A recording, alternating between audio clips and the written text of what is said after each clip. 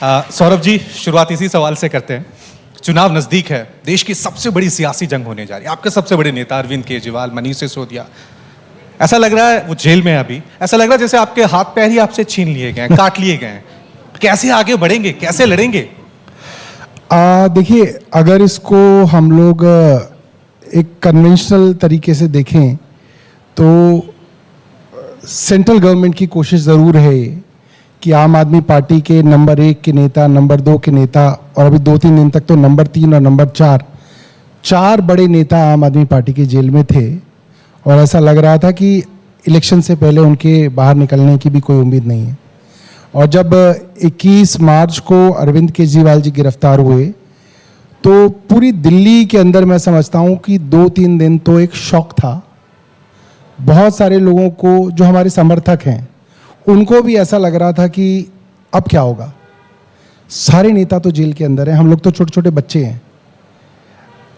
शायद आम आदमी पार्टी अब बिखर जाएगी, अब चुनाव नहीं लड़ पाएगी, सरकार नहीं चल पाएगी, सब कुछ खत्म हो जाएगा, ये लोगों के मन में डर था।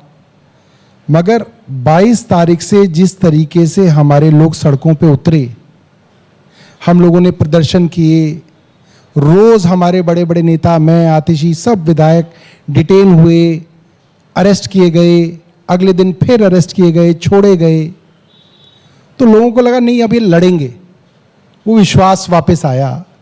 और जैसे ही लोगों को लगने लगा कि नहीं, आम आदमी पार्टी खत्म नहीं हुई है, ये लोग लड़ने के लिए तैयार हैं, उसके बाद से मैं देख रहा हूं 23, 24, 25 तारीख से एक सिंपैथी जो है आम आदमी पार्टी के पक्ष में है। जो बीजेपी के समर्थक हैं वो भी मिलते हैं तो वो कह रहे हैं कि यार ठीक है, पॉलिटिक्स थी, झगड़ा था, मगर ऐसे अरेस्ट करना ठीक नहीं है।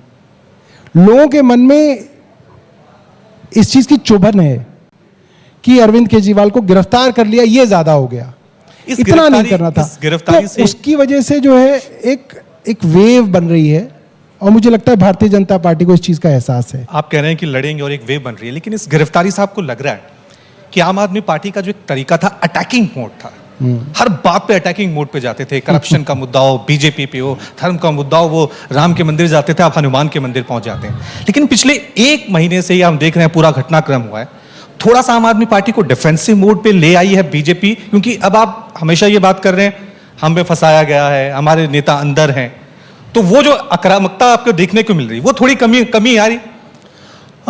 मैं ये समझता हूं कि ये बात आपकी ठीक है कि आम आदमी पार्टी का नेचुरल स्टाइल एग्रेसिव था, नेचुरल स्टाइल हमारा अटैक था।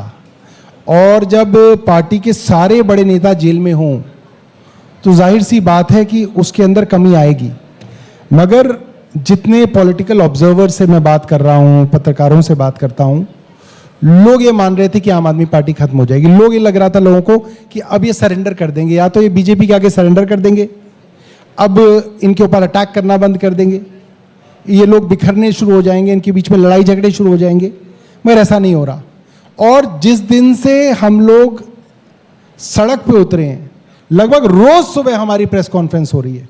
अब आप एक बात सोचिए, ये पहली बार होगा, आप लोगों ने ऑब्जर्व किया होगा क्योंकि आप पत्रकार हैं, जिस दिन से हमने ये बात कहनी शुरू की है कि शराब घोटाले के अंदर जो सबसे बड़ा मनी लॉन्ड्रिंग का आरोपी था शरद रेड्डी, जिसको ईडी कहती थी किंग पिन है, उससे भारतीय जनता पार्टी ने 55 करोड़ रुपए लिए। क्यों लिए? अब आप देखिए, उस दिन से अब तक भारतीय जनता पार्टी ने, किसी प्रवक्ता ने उसका जवाब नहीं दिया, क्योंकि उनके पास इसका जवाब नहीं है, वो बैकफुट पे हैं। हम कहते हैं कि जो दूसरा आरोपी था, जिसको आप दूसरा साउथ लोबी का किंग पिन बोलते थे, मगुंटा रेड्डी और उनका बेटा राघव रेड्डी, उसको एनडीए की तरफ से आप चुनाव लड़ा रहे हैं आंध्र प्रदेश में। क्यों लड़ा रहे हैं? उसका जवाब भारतीय जनता पार्टी के पास नहीं है।